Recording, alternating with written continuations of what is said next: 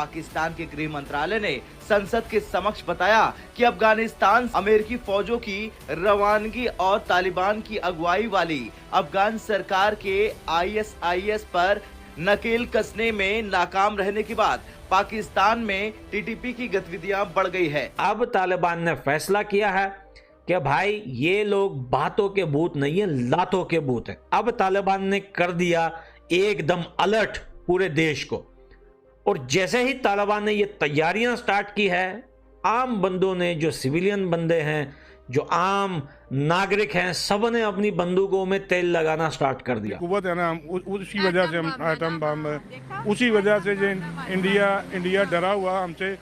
वो डरा हुआ वो मक्कार दुश्मन है, मक्कार। इसका नुकसान बड़ा ये है, अगर तालिबान घुस जाते हैं पाकिस्तान के अंदर, तो जो जमीन, जो डेवरिन लाइन, जिस पे पिछले इतने सालों से जो ये मसला बना हुआ है, हमारा और पाकिस्तान का मसला सिर्फ इस जमीन पे ही है, बाकी हमें इनसे कोई दिक्कत नहीं। जिस दिन हम अपनी जमीन ले लेंगे उस दिन हम पाकिस्तान को नहीं जानते, कौन है कौन नहीं है, कहाँ बैठा हुआ है कहाँ नहीं बैठा हुआ, हम इनको जानते ही नहीं है।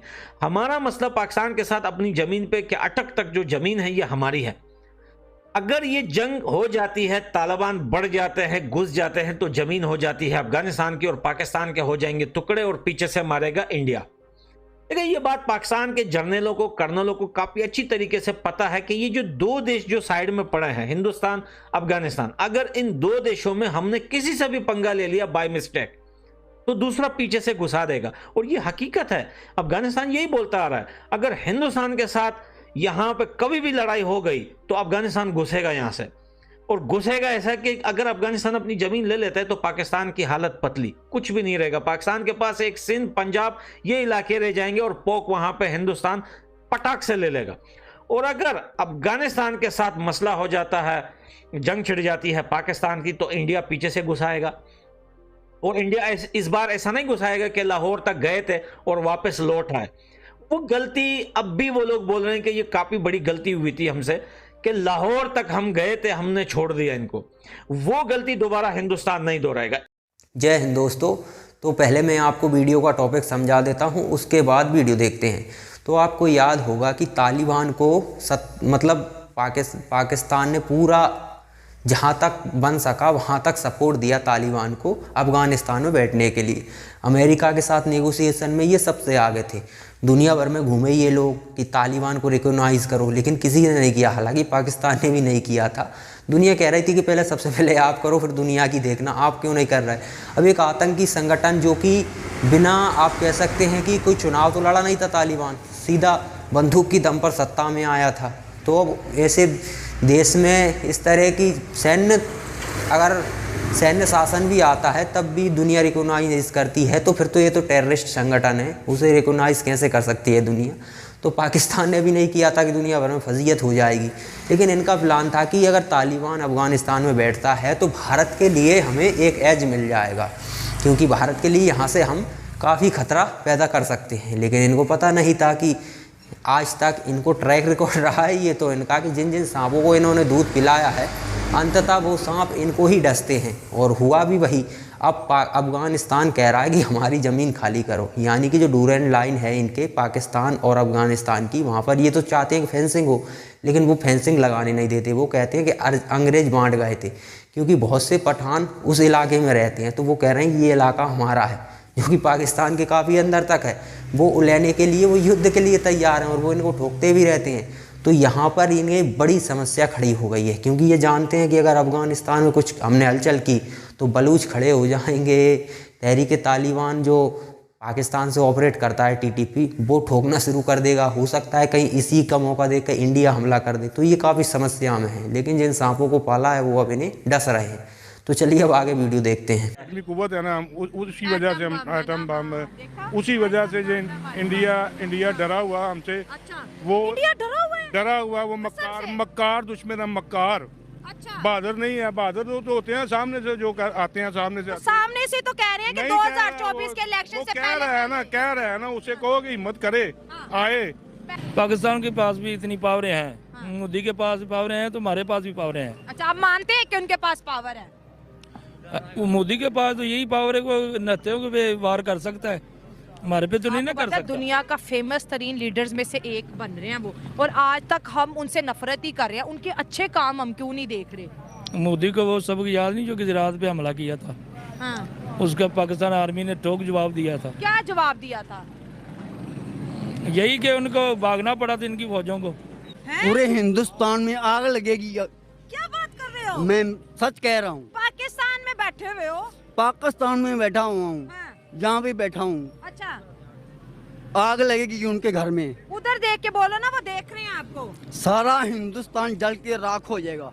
बिता और बताया बिता कि जंग की बात जो होती है ये बड़ी इजी होती है, लेकिन मैदान में उतरना बहुत मुश्किल होता है। लेकिन पड़ोसी देश नहीं मान रहा था, जंग की बातें कर रहा था और अपने सेना को अफगानिस्तान के बॉर्डर पे भेज दिया। अब तालिबान ने कर दी तैयारी स्टार्ट। ये देखें वीडियो में, देखें पाकिस्तान के अंदर अब ये वीडियो देखने के बाद ये सोशल मीडिया पे बड़ा आतंक मचाया हुआ है इस वीडियो ने और बहुत ट्रेंड में चल रही है।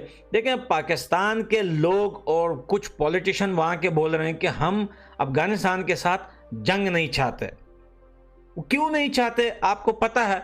क्योंकि भाई यही लोग हैं जो सालों साल से बोलते हैं हिंदुस्तान के साथ लड़ो, हम लड़ना चाहते हैं। लेकिन अब जब रियलिटी में मैदान में आ गए तालिबान, जिन्होंने अपनी टैंकें तोपें वगैरह सब लेके आ गए मैदान में, अब पाकिस्तान के लोग बोलते हैं हम जंग नहीं चाहते। क्यों नहीं चाहते? रीजन है, पाकिस्तान के लोग बोल रहे हैं और पॉलिटिक्स पार्टियां बोल रही है कि भाई हम भूखे हैं और भूखे पेट से जंगें नहीं लड़ी जाती।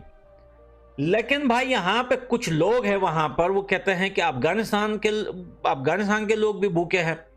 लेकिन पाकिस्तान के लोगों को अफगानिस्तान के लोगों का अच्छा पता है। सबसे पहले तो अल्हम्दुलिल्लाह अफगानिस्तान के अंदर इतनी इकोनॉमी अच्छी है, सब कुछ है, काम है, पैसा है, पानी है, बिजली है, सब कुछ है जो पाकिस्तान के अंदर नहीं है। तो पाकिस्तान को लेने के देने पड़ रहे हैं क्योंकि चारों तरफ से घिर गया है।